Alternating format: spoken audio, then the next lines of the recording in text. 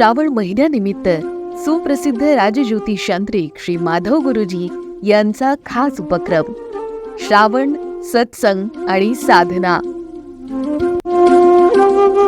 गुरुर्ब्रह्मा गुरुर्विष्णू गुरुर्देवो महेश्वरा गुरु साक्षात परब्रह्म तस्मै श्री गुरुवे नमः। ओम साईराम। श्री सच्चिदानंद सद्गुरु श्री साईनाथ महाराज की जय।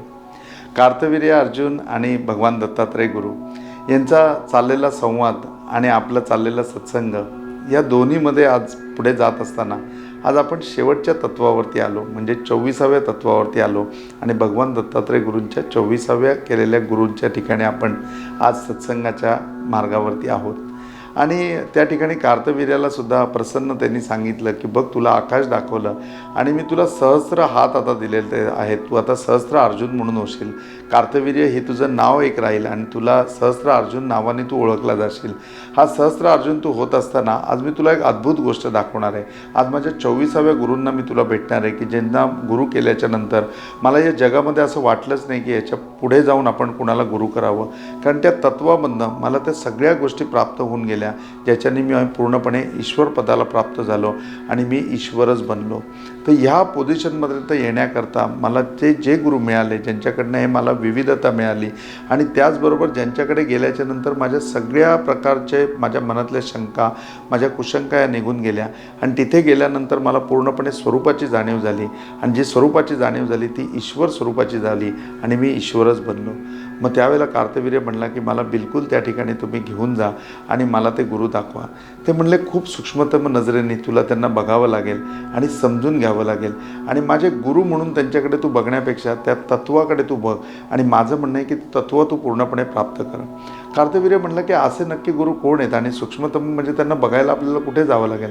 ते म्हणले फार काही लांब जायची गरज नाही, इथेच तू उभा राहा फक्त आणि मी ते तुला दाखवतो। आणि त्या ठिकाणी भ्रमराची जी मादी होती ती त्या ठिकाणी त्या मातीचं पूर्णपणे तिचं राहण्याचं घरटं आपण म्हणतो तसं घरटं करत होती। त्या मधमाशीचं जे किंवा माशीचं जे घर असतं तसं ती भ्रमरामधलं म्हणजे भ्रमराची जी मादी आहे ती त्या ठिकाणी ते पूर्ण माती आणून तिचं ते पूर्णपणे घर करत होती आणि ते घर करत असताना त्याच्यामध्ये तिने एक किडा आणून ठेवला।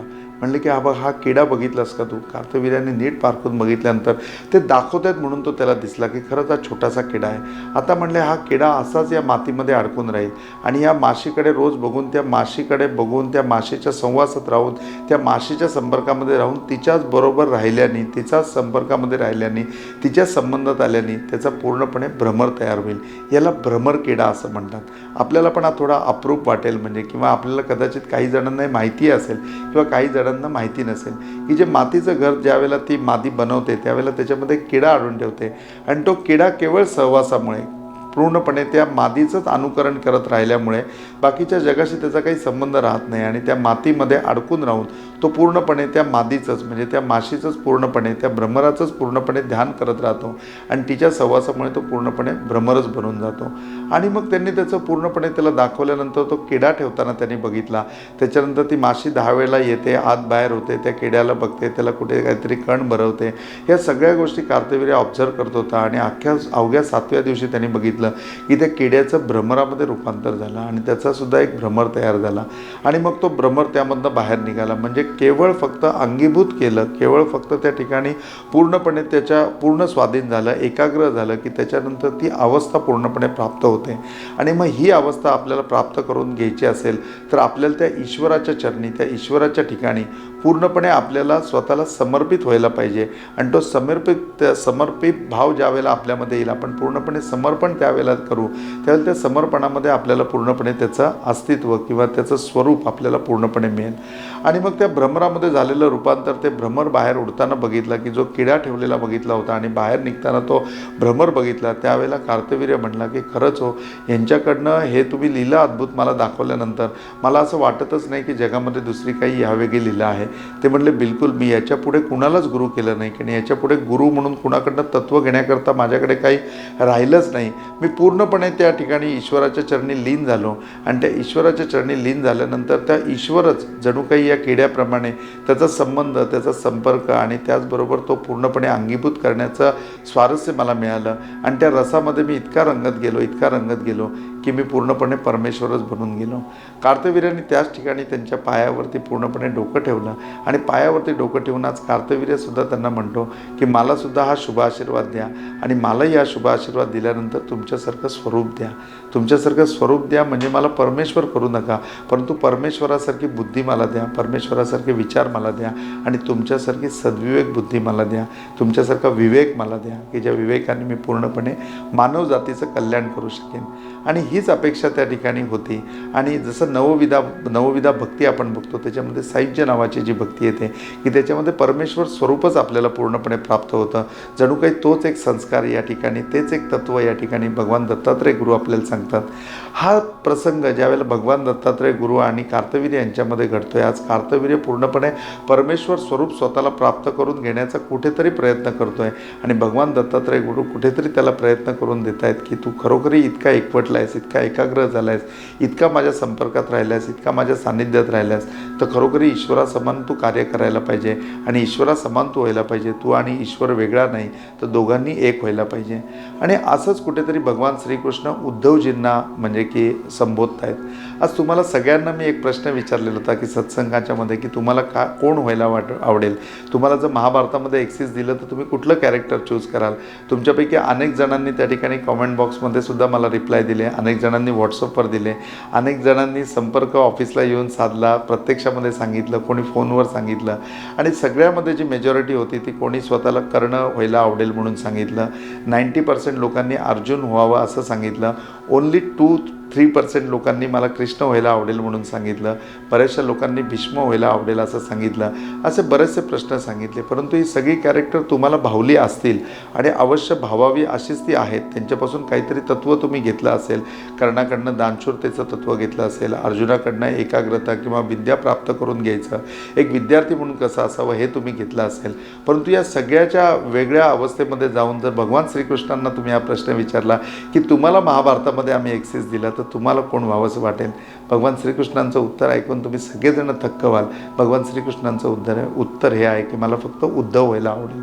मला जर कोण व्हायचं असेल तर मी उद्धवाचं कॅरेक्टर घेईन. म्हणजे ज्यावेळेला भगवान श्रीकृष्णांना हा प्रश्न विचारला की तुम्हाला आता महाभारत संपलं आहे आणि आता आम्ही तुम्हाला विचारतो की कलियुगामध्ये त्या कृष्णांनी गीता सांगितलेली, त्यांनी महाभारत घडवलेलं, त्या महाभारतामध्ये आम्ही तुम्हाला एक्सेस दिला तर आमच्यामधनं इकडनं तिकडे जाताना तुम्ही कुठलं कॅरेक्टर चूज कराल.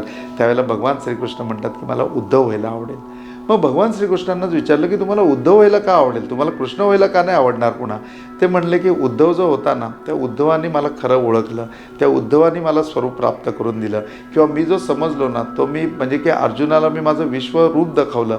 जे मी आहे ते मला अर्जुनाला दाखवावं लागलं आणि जगाला मी दाखवलं म्हणून ते समजलं. परंतु तो उद्धव असा होता त्याला मी काहीच दाखवलं नाही पण त्याला सगळं काही समजलं.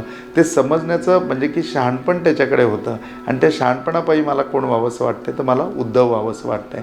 मग उद्धवजींना याच्यामध्ये काय प्राप्त झालं तर उद्धवजी कृष्णाला म्हणतात की कृष्ण कृष्ण कृष्ण काय लावलं एवढं आणि काय लावलंय गोकुळ गोकुळ. आता तुम्ही द्वारकाधीश आहे, द्वारकेमध्ये रमा, इथल्या लोकांचा कारभार बघा आणि ह्या लोकांमध्ये तुम्ही रमा ना. ही प्रजा आहे ना तुमची, हे पण तुम्हाला ईश्वर मानतात, हे तुम्हाला राजे मानतात. कुठल्या गोष्टीमध्ये कमी आहे ते प्रत्येकजण तुम्हाला चांगल्यापैकी रिस्पेक्ट देत आहेत, ते तुम्हाला देवाचा सन्मान मानत आहेत, ते तुमच्या आज्ञेमध्ये आहेत आणि प्रत्येकाचा श्वास आणि प्राण तुम्ही आहात. अजून तुम्हाला काय पाहिजे.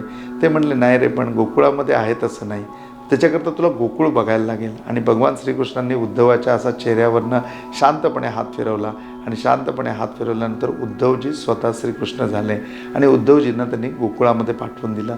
द्वारकेमधनं उद्धवजी गोकुळामध्ये आले आणि गोकुळ ज्यावेळेला अर्धा किलोमीटर अंतरावर राहिलं असेल, 500 मीटरवरती राहिलं असेल, त्यावेळेला ते मोराचं पीस फक्त बघितलं आणि ते मोराचं पीस बघितल्यानंतर जणू काही काळच तिथे थांबून गेला. त्याच्यापुढे वारा वाहण्याचा बंद झाला, सगळी काही स्थिरत्व प्राप्त झालं. धावणाऱ्या गायी जागेवरती उभ्या राहिल्या, त्यांना पणा फुटला, त्या दूध द्यायला लागल्या. त्याचबरोबर कोकिळा सुंदर गायन करायला लागली. गोपिका ज्या गोकुळामधल्या येत होत्या गोपिका जागेवरच स्थिर झाल्या आणि सगळेजण एक जग फक्त असं स्टॅच्यू, आपण जो लहानपणी खेळायचो तसं स्टॅच्यू दिल्यासारखं सगळं स्टॅच्यूमय झालं, कुठेही काही हलेनासं झालं. आणि ज्यावेळेला ते 500 मीटर अंतरावरनं त्या सगळ्या परिस्थितीच्या त्या ठिकाणी जवळ गेले, त्यावेळेला जवळ गेल्यानंतर त्यांनी त्यांचा भाव बघितला तर प्रत्येकाच्या डोळ्यामध्ये अनंत अश्रू होते, प्रत्येकजण रडत होते आणि प्रत्येकजण जो स्पर्श त्यांना करत होते त्यांना वाटत होतं की भगवान श्रीकृष्ण आहेत, भगवान श्रीकृष्ण आलेले आहेत. त्याच्यामधले अनेक लोक होते की जे काही बोलूच शकत नव्हते. थोडं पुढे थोडं पुढे थोडं पुढे करत उद्धवजी एका माणसाकडे गेले.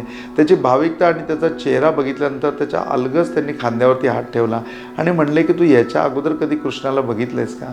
तो म्हणला नाही, म्हणून मी खूप लहान होतो आणि खूप लहान असताना मी फक्त त्याचं मोराचं पीस बघितलं आहे. त्या मोराच्या पिसानंतर अख्खा कृष्ण आज मी पहिल्यांदा बघतोय.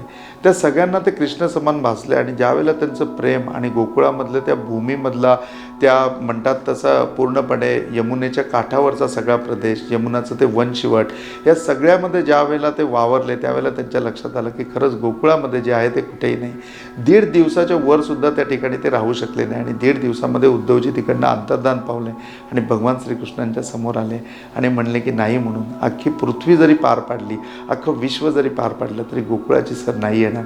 त्या लोकांमध्ये जो भाव आहे ना तो नाही येणार देवा. आणि मला एक कृष्ण बनणं खूप अवघड आहे. हा कृष्णसुद्धा असा बनू शकत नाही.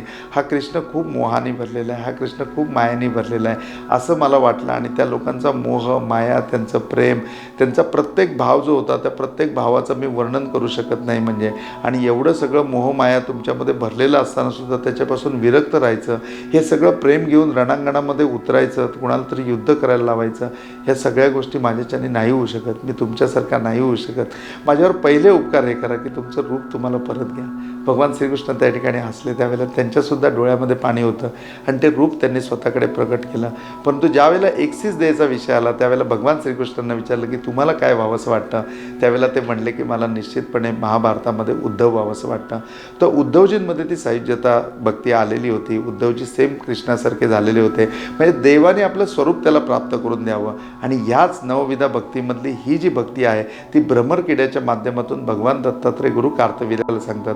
कार्तवीर्याने त्यांच्या पायावरती म्हणजे की पूर्णपणे मस्तक ठेवलं, साष्टांग दंडवत त्यांना घातला आणि सांगितलं मी प्रामाणिकपणे हे प्रत्येक तत्त्व माझ्यामध्ये उतरवण्याचा प्रयत्न करीन आणि त्याप्रमाणे वागण्याचा पूर्णपणे प्रयत्न करीन. आणि ज्या दिवशी असं वाटेल की ह्याप्रमाणे मी वागत नाही त्याच्या वेळेला मी कार्तवीर्य राहणार नाही, त्यावेळेला मी सहस्त्रार्जुन राहणार नाही, या प्रकारचं वचन त्यांना दिलं. आणि त्याच्यानंतर खरोखरी भगवान दत्तात्रय गुरूंनी नुसते सहस्त्र हात म्हणजे की सहस्त्रार्जुन करून त्याच्यावर भागले नाही तर खरोखरी ईश्वर स्वरूप त्याला प्राप्त करून दिलं.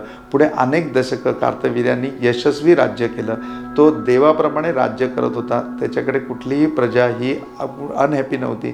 सगळेजण हॅपी होते, सगळेजण पूर्णपणे आनंदामध्ये होते आणि सगळेजण खूप म्हणजे खूप सुखामध्ये होते. कुणाला दुःखाची त्यांनी कधीही जाणीव होऊन दिली नाही. इतकं सुंदर ईश्वर स्वरूपाची त्यांनी प्राप्ती केली. आपण सगळेजण ज्यावेळेला उपासना करत असतो ना त्यावेळेला परमेश्वर आपल्यापासून वेगळा असतो. अनेक जण येऊन विचारतात, मी श्रावणामध्ये आत्ता स्वामी समर्थांचं आहे ना लीलामृताचं पारायण केलं, माझी पोचते ना हो भक्ती स्वामींपर्यंत. हा विचारलेला प्रश्न विचारल्यानंतर असा चेहरा गंभीर होतो आणि वाटतं की काय आता उत्तर द्यावं. आणि उत्तर काय अपेक्षित आहे? तुम्ही सगळेजण म्हणाल की हो तुम्ही पोचते असंच सांगायला पाहिजे म्हणजे माणूस अजूनपर्यंत कळेल. परंतु अध्यात्मामध्ये ज्यावेळेला तुम्ही जाता त्यावेळेला हेच सांगावं लागतं की नाही पोचत आहे म्हणून. एका आजींनी मला आत्ताच रिसेंटमध्ये विचारलं की मी रोज लीलामृताचं पारायण केलं आणि या लीलामृताचं पारायण करत असताना माझी 16 पारायणं आत्ता पूर्ण झालेली आहेत. मला फक्त एवढंच सांगा की ही सेवा स्वामींपर्यंत पोचते ना? मी म्हटलं आजी अजिबात पोचत नाही आहे. ते म्हणलं का पोचत नाही आहे? सांगा, मी अजून काय करायला पाहिजे? म्हटलं काही नाही, फक्त भावना बदलायला पाहिजे. तुम्ही पारायण करताय यापेक्षा एवढंच म्हणा की स्वामी माझ्याकडनं करून घेत आहेत. कालपर्यंत स्वामींनी 16 पारायणं करून घेतली, उद्या माझ्याकडनं 17वं पारायण करून घेणार आहेत. जेव्हा स्वामी माझ्याकडनं करून घेत आहेत त्याच्या वेळेला मी वेगळा राहिलोच नाही ना. स्वामीच करते आहेत आणि स्वामीच करून घेणार आहेत. स्वामींचंच पारायण आहे आणि स्वामीच करून घेत आहेत. मग ती सेवा त्यांच्यापर्यंत का नाही पोचणार? तर आमच्यामधलं मी करतोय ही भावना ज्यावेळेला निघून जाईल आणि परमेश्वर माझ्याकडनं करून घेतोय ही भावना ज्यावेळेला माझ्यामध्ये येईल त्यावेळेला कुठेतरी ईश्वर स्वरूप माझ्यामध्ये यायला सुरुवात होईल. आणि असं छोटं प्रयत्न आपण करत जाऊ. आणि या प्रयत्नामध्ये हे सत्संग आपल्याबरोबर आहेत. तुम्ही आणि मी वेगळे नाही, तर मीही तुमच्यामध्ये आहे आणि तुम्हीही माझ्यामध्ये आहात. आपल्याला सगळ्यांना ईश्वर स्वरूप प्राप्त करून घ्यायचं आहे. तेव्हा आज इथेच थांबूया. ओम साईराम.